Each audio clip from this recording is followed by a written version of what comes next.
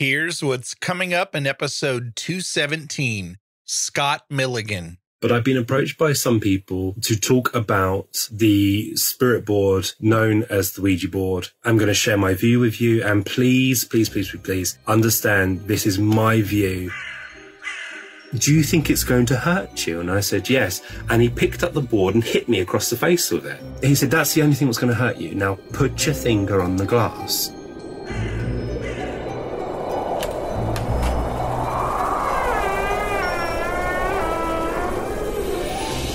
Welcome to the Big Seance podcast. I'm Patrick Keller of BigSeance.com, and this is a place for an open discussion on all things paranormal, but specifically topics like ghosts and hauntings, paranormal research, spirit communication, psychics and mediums, and life after death.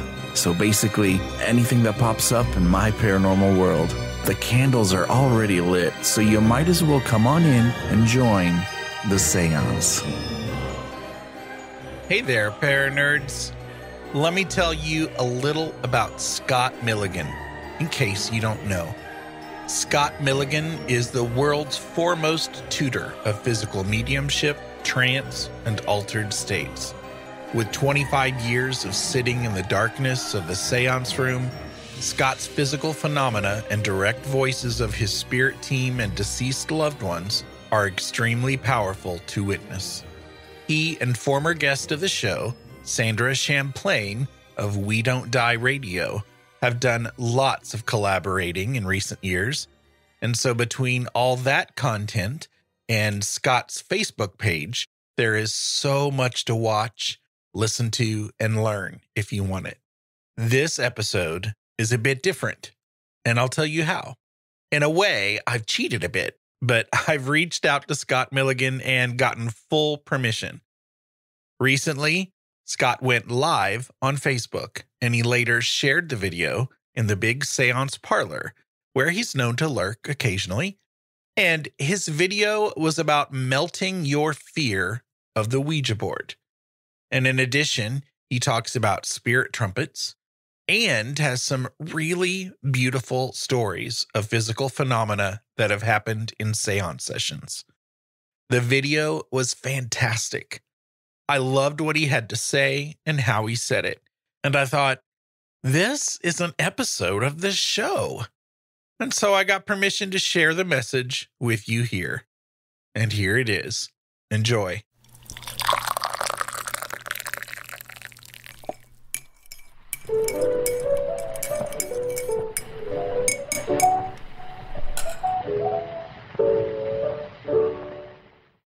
A very good afternoon to you and to you all, and thank you for joining me, which I hope to be a stimulating thought regarding a very different subject. And I don't want to start this talk off with any fear whatsoever, and I'll explain that as I go along. But I've been approached by some people to talk about the spirit board known as the Ouija board. For me, I'm going to share my view with you, and please understand this is my view regarding spirit boards, Ouija boards. We all have opinions and we all have our own experiences. And for myself, if I was to ask you, what do you see? You will see this mouse mat by Sonia Rinaldi with Tesla and a spirit picture of Tesla. And if you ask me, what do I see? I will say I see something which is very black. So who is right and who is wrong? We're only seeing the truth from different angles. But I'm here to plead a case, if I can. First of all, let me just explain to all of you a little bit about my background. Now, this is not an ego thought, and neither is it me pulling rank on anyone or saying I know more than others. But through my 25 years of investigating, is it possible for communication with the unseen? I am being given so many titles to describe my work, being a physical medium, trance medium, and altered state medium. I am a seeker of the truth, and I will continue to seek for all eternity because there are no answers. There are only questions which will lead you to a greater question, or a step which will lead you to the next one. I've been lucky and blessed to demonstrate around the world and to share my views on a word called seance, which means meeting. During the investigation, I've started to notice that we may have to use tools to aid the communication, and depending on where we are in life is how we use those tools. Now, if there is fear at any point in communicating with the spirit world, I would say to you, just stop. If there's fear in any way to use a tool, then I say stop. Because, ladies and gentlemen, we got to look, first of all, a medium is psychic. A medium is able to spiritualize the atmosphere so that the unseen may be heard, and through their senses, bring back memories to the person in front.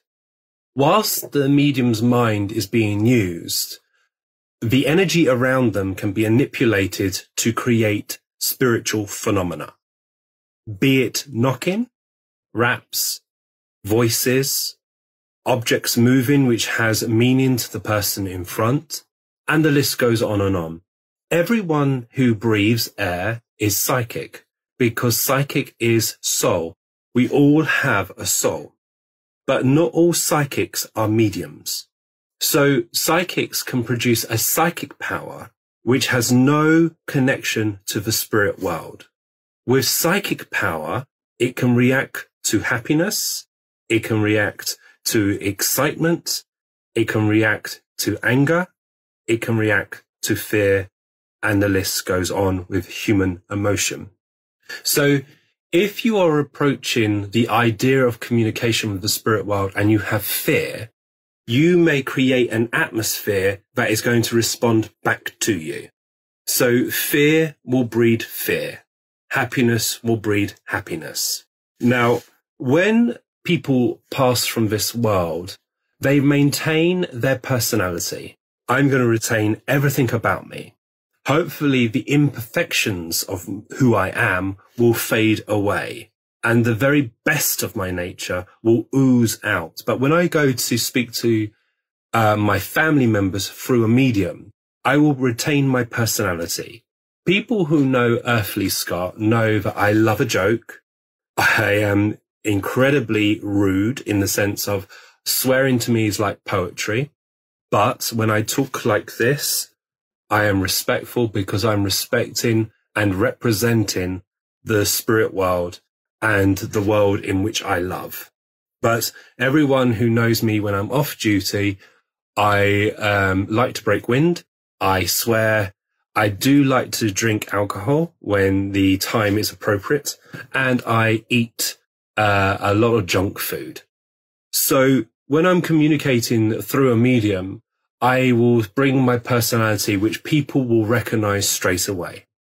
So a good medium can bring personality and presence. And you not only would remember my memories that I'm sharing through a medium, but we'll be able to create an atmosphere, and you'll say, I felt Scott in the room. A psychic will have to read off the soul of the person in front. So as a psychic, I can go into your life through the atmosphere around you. I could go back into your childhood. I could probably get you information about your future. I could go back into your mother's health, and I can go back into what your mother was doing before you were born, because it stays in the lineage of your auric field, which is the emulation of your soul. Now you may say, Scott, what's this got to do about Ouija boards? You have lost the plot. Whenever we work with tools, we have to give of ourselves. So for instance, if someone is not mediumistic and uses the Ouija board and there's fear there, it will respond in that manner. And people may say that's a malevolent spirit. They may say it is an evil spirit. It isn't, but it's the atmosphere that oozes from us. Now, two types of phenomena. Spirit-induced phenomena through a medium will have intelligence. So, for instance, like I said, if this was belonging to my father is talking to me or talking through a medium, I say, Dad, could you show me a sign? And this lifted up and moved across and landed next to me, then, oh my God, that belonged to my dad. It's responding. Therefore, it's intelligent. If it flew and hit me and was quite strong and very painful, or it flew and hit up the wall, or you would have other things happening, it's psychic phenomena having no intelligence whatsoever. It's quite destructive. We normally get destructive psychic phenomena when a child is going through the cycle of womanhood or adulthood. And that is because the auric field is finding identity. And that's why your little angels do become little monsters. And you'll get these funny sounds in your house. And because the auric field is on fire, it is so strong because it's trying to find identity. And that's why the teenagers are normally very tired, because psychically they're burning very, very fast. Now, isn't it interesting, when we are younger, when we're a little bit more braver, we may use the Ouija board, and you may have an experience what has terrified you ever since then. And that could be, again, to do with the psychic power. So if you put your finger on the glass and it just doesn't necessarily spell out anything intelligent, it just spells out gobbledygook, you may think, oh, goodness, and it will lie to you. So you may think of someone, so you may be sitting there thinking, oh, I wonder if my Nan's there, and it starts to respond. But then you start to question Nan and say, Nan, what was your name? And it spells out Barry. And you think, no, my Nan's name isn't Barry, that's a man's name. And you may think, hang on, there's someone creeping in. And that's because what's happening is that the psychic, the excited person or fearful person, as it starts to move, may be thinking, I would wonder if Nan's around. So it's going to respond to that. But then the subconscious or an unconscious level, things will start to then alter and change and come out through the Ouija board. The Ouija board, when it's done, is absolutely, and if it's done correctly, is an amazing tool. Now, for someone who's dyslexic like me, it's a horror film, because when it starts spelling out stuff, I can't read it. It's like Morse code. I don't understand it. So it's easier for the spirit world to impress upon my mind what they're trying to say. And then I say, are you saying this is Dad or Nan? And it will respond, yes. Just say, Nan, if this is you, can you try and just remind me of something? And then normally I have to use Google afterwards and say, what did Google say? And then it will read it back to me. But understand, ladies and gentlemen, as I just pause just for a moment, this is only my view, but I'm going to plead my case a little bit stronger, if that's okay. So the Ouija board is a tool. Now, you've probably all seen them before. This is a handmade one, using Scrabble letters. And then you get some fancy ones. And then you get some beautiful art ones as well. See, I like this because I like animals. It's nothing special, but Ouija boards seem to always emulate skulls or things that doesn't look exactly happy. And that also adds to the fear and excitement. And a lot of people may find, when they are doing the Ouija board, that some level, there's that fear. Now, as a spiritualist, throughout our training, where it may have come from many different sources, you may have come across someone who says, look, don't touch it. And again, curiosity may get the better of you. And again, at a certain layer, there may be something there. Now, when you are looking at the Ouija board, it is how you approach it. Now, it's a tool, isn't it? It's a tool. If I was to place in your hand this pen, for instance, it is merely a pen, but it can do a lot of damage. Besides poking yourself in the eye, but it can do a lot of damage because you can write positive and you can write negative. A single word can start a war and a single word can keep you friends forever. Again, it's how you motivate and how you move it. Same with the seance trumpet. The seance trumpet is, again, if there's fear, you may find it, if it is able to create some kind of psychic phenomena, it may go up and smack the ceiling and come straight back down quite aggressively. But again, what is that proving? If you said, spirit friends, if you're there, are you able to then control the trumpet? And the trumpet lifted up and started to move round and go over to someone and just sit here and stroke you. And the medium may say, I've got your father here. And can you show me a yes? And the trumpet may pull back and do this. Show me a no. Classic things. Or tap once for yes, 2 for no, 3 for don't know. And then you ask your questions. So again, it's how you motivate yourself to use one of these instruments. But what is the difference between a Ouija board and table tilting? What's the difference between table tilting and doing trumpet phenomena? It's a gradual progress. I think really, ladies and gentlemen, is because we don't hear the spirit world sometimes, and they start to spell things, and it may spell out you little bleeder, obviously maybe a little bit stronger, and you think, oh, I don't know. But then someone can turn around and say, that's Nan. That's how my Nan used to speak. And you're like, okay, cool. Let's go with it. Are you able to tell me who you wish to speak to? And it may spell out the name of the sitter, or it may move the glass over to the person, and then it go now, now, now, or something. And then you respond to it. For me, if I could go sideways just for a moment, we always seem to open in prayer. Well, I do anyway. And my prayer is merely to spiritualize the atmosphere that I sit in. It is there to knock for my friends from the spirit world, to let them know that I'm ready, and we set the intent of love. I personally have never asked for protection. The only reason I don't is because I trust my friends. I trust them with my eternal life, and my friends are there solely to win the reason.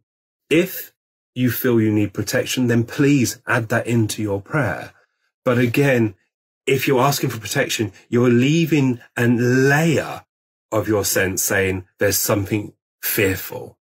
And a simple word, is that going to keep you in that wonderful place, or is it just going to feel a little bit more guarded? The spirit world don't mind what you do. They love you. But when you use anything to aid the spirit world, I always ask in my prayers, I always say, and I'll use an example, and it isn't a very basic example. I would say, as I take a breath, I offer it to you, the beloved unseen, so that I can find the strength to climb the steps to the altar of peace. May my love wrap around your world and offer to you now. And whatever you need from me, take it so that we can build that bridge between our worlds. If there is things to be said, may my voice be strong to carry it. If these hands are used to heal, may they be anointed with the healing balm. So I would use some kind of words like that, but not once did I say, look, please, with your shield and sword, protect me. I don't, because that doesn't feel right for my little soul here. So for me, I approach the seance room, I approach my work like I am approaching a sanctuary of peace. And I'm here to take my shoes off and respect the atmosphere and respect everything that I do. Now, when you work with the Ouija board or with the seance trumpet, you've got to be at your best. You've got to be at your best. So drinking alcohol isn't going to help.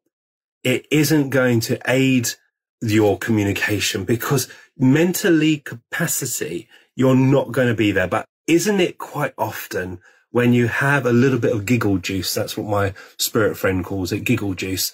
When you have a little bit of alcohol, you feel brave, don't you? You think, oh, I'm going to give it a go.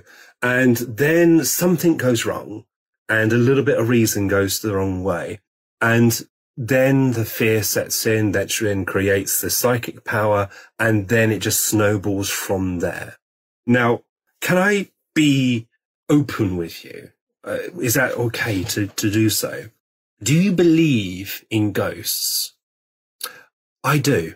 Ghosts exist, but ghost is a memory. So if I spray aftershave on and get you all to breathe me in, and it's going to probably smell a brute, but you're going to breathe me in, and then I walk out the room, You will still smell me, but I'm not there. I will leave a memory. So a ghost will never speak to you. A ghost will never kind of acknowledge you. It is a memory. You cannot change the memory. A spirit person will acknowledge you and hopefully will have a conversation with you. And you go, oh, you little bleeder. What are you doing here? You know, can I help you? And they're like, oh, I'm not too sure. I've been told to come in and give you a look so I can see if I can work with you. You go, okay, no problem. Isn't life wonderful? I've had a busy day. How's your day been? And they go, oh, I've been dead. And you're like, oh, lovely. And you start building up that lovely relationship with that spirit person. And it's a spirit person, not an energy. Oh, could you imagine being called an energy? No. You work with an intelligence. They are spirit people.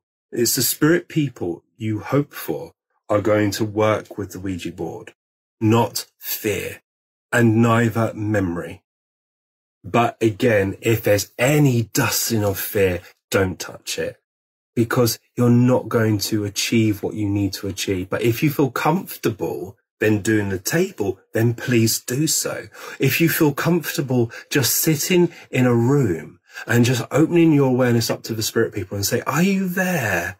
And if so, join me. Let us talk and become friends. And then hopefully the spirit world will draw in. Now, the Ouija board seems to be one of the most easiest tools for the spirit people. It seems to be. I don't say it is. It seems to be. But the spirit world always has a team that is very conducive with communication. There are a lot of people in this world today are kissing goodbye to someone that they love, and their world is going to be broken from this moment on. And people in their desperation will look at any form of communication just to have that glimmer of hope, so you know that your loved one is not laying in the earth or is being sent off to become the phoenix that rises from the ashes. And they will look at the Ouija board, and in their grief and in their moment, hopefully it moves and just go, I love you, Mum. And then you know straight away who is talking. And then hopefully that mum and dad or whoever they may be would sit and then be convinced that their son, their daughter, husband or wife, nan or grandpa is still there. And they learn to smile again. You'll never be happy, but you'll be a happier person. So I'm pleading a case with you. And I know that some of you will probably say, Scott, I don't necessarily agree. And I truly, truly respect that. But in my investigation, working with intelligence, for me, when the board starts to move and if it starts to swear, well, that's absolutely fine, my friend. Okay, so what else would you like to say to me? And then they may say something a little bit stronger. And I'll go, okay, no problem. And then I open my awareness to the spirit even further. And I'll say to Eric or Morning Star or Daniel, say, what's going on here? What's happening? And then they may say to me inwardly, be patient with this one. They're just finding their way. And then you start to work. So don't worry, I'm patient. Keep going, keep going. And then once they've run out of all little words to say like that, then we may start to get a little bit more information. But I have to say, for me to power the Ouija board, it doesn't seem to work as well. I need other people who are present, who are more seasoned in the communication, and it works a bit more better. I just create a power for them to work in. I find that when I go to work with the Ouija, that Eric Eric always says to me, this is like going backwards. It is a laborious task when we can speak to you and speak through you in a much more easier manner. So they don't necessarily allow me to work with it unless I'm allowed to go as a sitter to someone who's a bit more easier at it. Trumpets, yeah, that's in my corner, especially in the seances. And it is merely a stepping stone or a signpost for greater things to come. But at my very first appointment with John Austin. John, very old man, lovely man, very strict, very wise. I was invited to his house from his wife in the spirit world who materialized in a seance.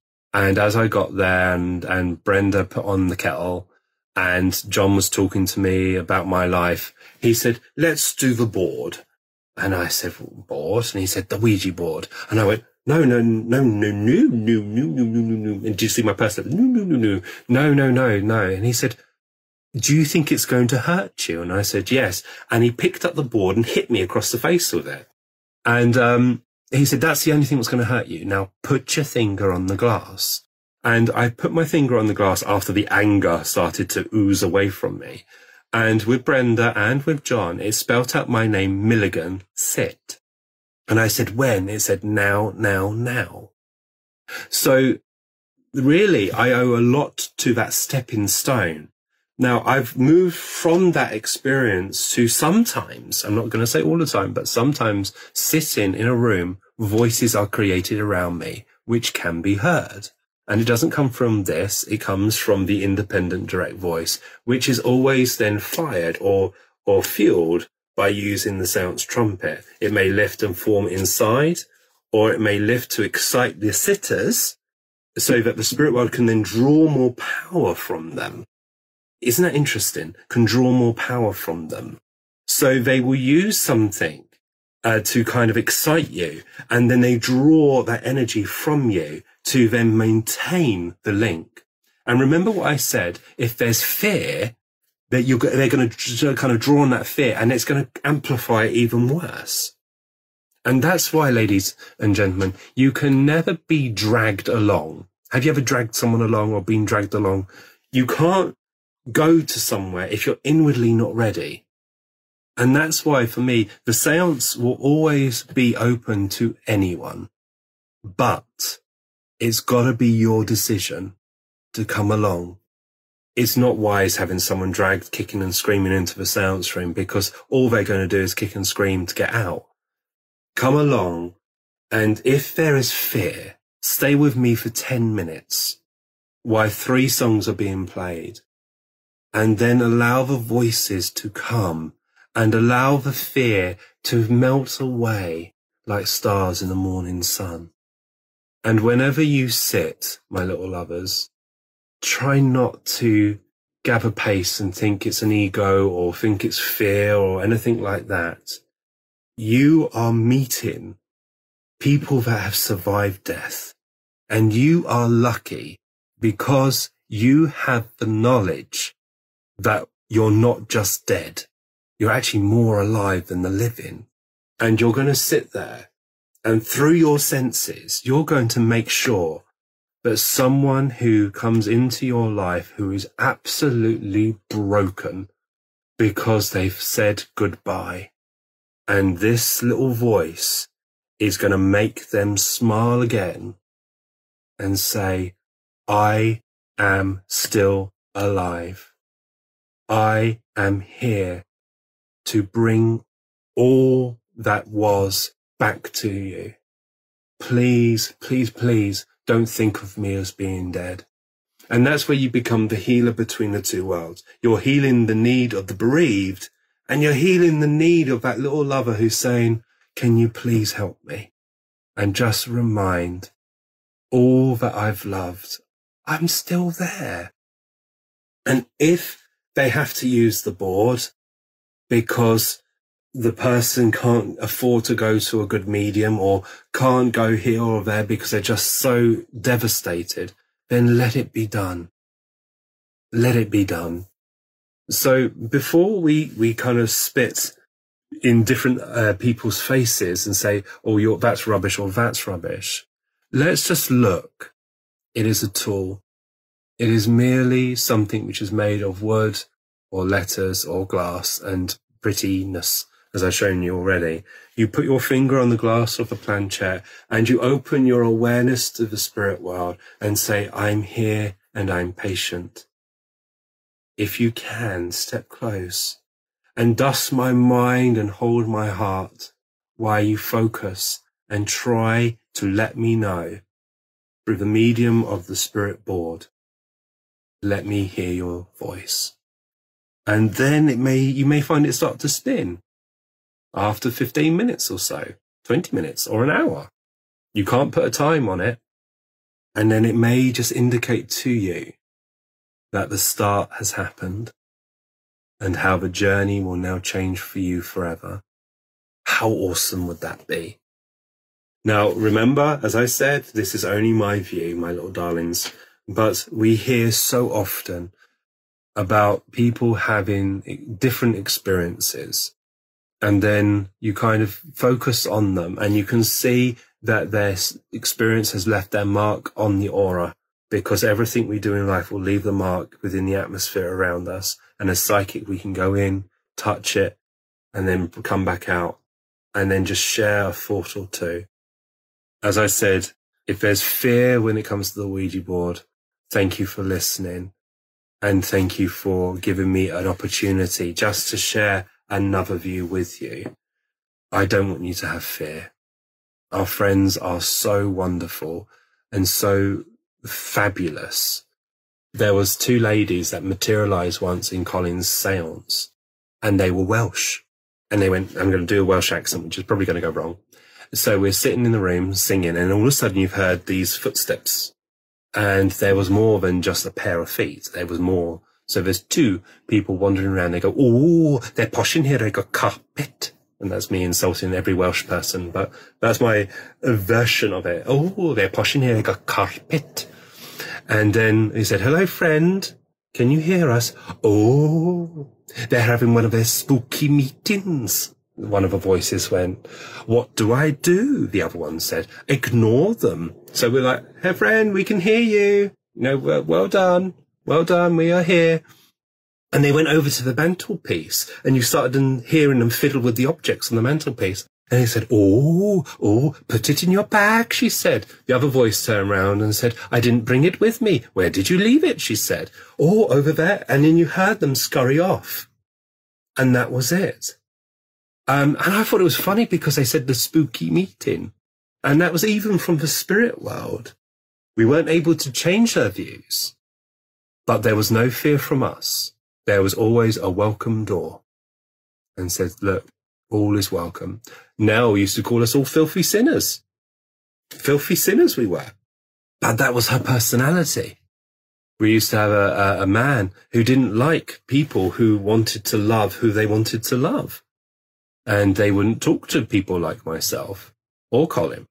But we didn't get angry with them. We just sat there and we listened. Okay, that's fine. Let me plead my case to you. And you say, look, are you grateful for the experience you've just had? Yes. And did it help you? Yes. Well, it happened through Colin, the person you don't necessarily like. And he's asked nothing in return. And then slowly, it started to change. And before I leave you, let me just speak to you one more time about an experience that happened in Colin's seance when Dolly, the drag queen, Dolly was the compere from the spirit world. Dolly was the hostess with the mostess. He was a performer during the war. He did a show called Soldiers in Skirts. And when he was demobbed, he traveled the world in this show. And as Dolly was coming to the end of his life, he took his own life. He took fever barbiton, and he drew himself a bath and sliced his wrists open with a baked bean can. And he always said, I came to heaven on a baked bean can. And we used to laugh. And whenever Dolly would materialize, we say, Dolly, what have you got on? He'd say, something gorgeous, dear. But Dolly was there to create us to laugh. And as we laughed and as we joked, she brought through loved ones. And one time, as she was jeering us all up and creating the power ready for the loved ones to come forward, someone shouted out, Dolly, you're a low entity. And I was like, oh. And it kind of hit all of us in the room, because this is our friend you're talking who's a low entity. And you heard Dolly mutter under her breath, low entity am I, low entity am I? And she trotted back towards the cabinet where Colin was sitting, and then re-emerged and in her arms was a baby. And as Dolly was walking across the room muttering, saying low entity, he handed this child, this baby, over to the person that muttered and shouted out low entity. And it was their child. Dolly then kind of stood back towards where Colin was seated and carried on muttering, low entity, am I? Low entity. And kind of got over it. And for a few minutes, that this person who threw that stone of insult to Dolly was able to hold the child, their child, hug the child, kiss the child. And then there was a muttering from another voice. And Dolly said, we're going to have to take him back now. Give him a kiss. Do what you need to do. And then Dolly picked up the baby and walked it back into the cabinet. Came back out and said, low entity am I? And told the sitter that their child was being looked after by the grandparents, mum and dad, mum and dad to the sitter there. And will attend school and do what they need. And any time that this person came back, they will do their best to bring the child back. So you would see the child grow within the development of the spirit world. And it made all of us look at things differently. Some people may not agree with our lifestyle. Some people may not agree with who we are. But at the end of the day, deep within us, there's the light and the power of kindness and goodness that we wish to share with the world. And if a medium has to use the Ouija board, then so be it. I actually found when I was doing table tilting that when I placed my hands upon the table, I would feel this over sense of tiredness, and I would slip into the presence of the spirit, which then opened me up to the trance states, and I started to then speak what the table wanted to say. When people do the Ouija board and it's being worked properly, and it's from the intelligence of the spirit world, I get a feeling of who is there. And so inwardly, I'm developing my sensitivity to the atmosphere, what's taking place. So it is a development step. But again, I come back to you and say, if there is fear, walk away.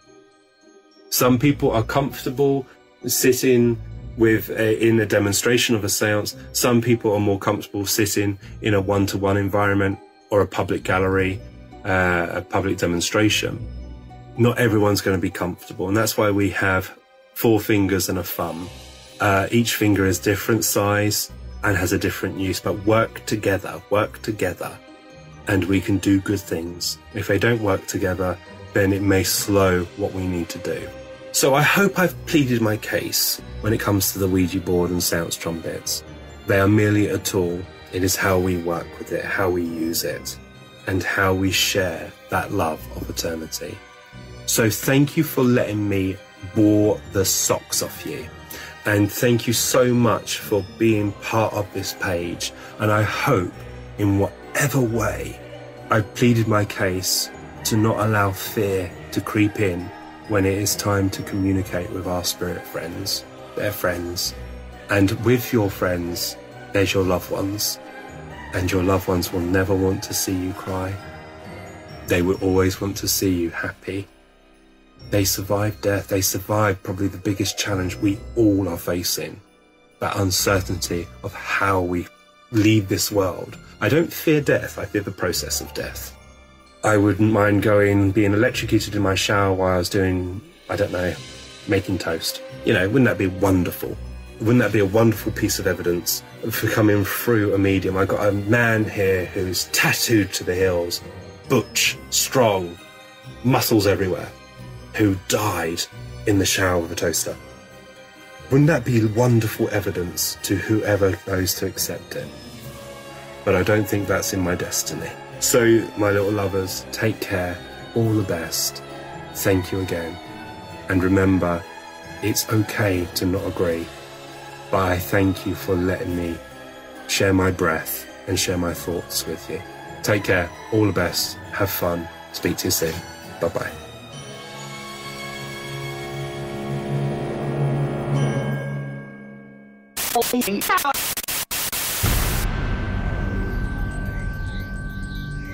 Thank you to the following super paranerds who support the show at patreon.com/Big Seance. Michael Henson, Daryl, Anne-Marie Sullivan, Natalie N., Kim Robb, Josiah Lorenzo, and Susan Davey.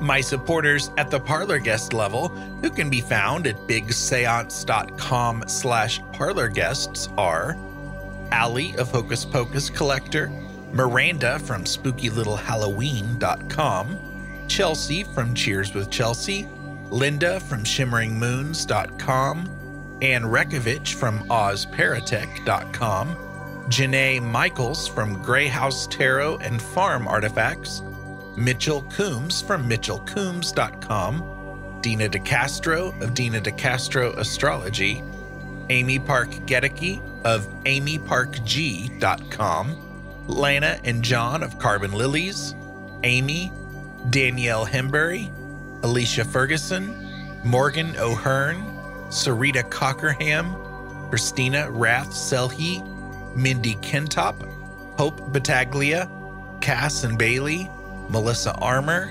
Diane Rax, Bruce Williams, Christopher Kohler, Jim Budd, David Rubenstein, and Norman and Linda Keller.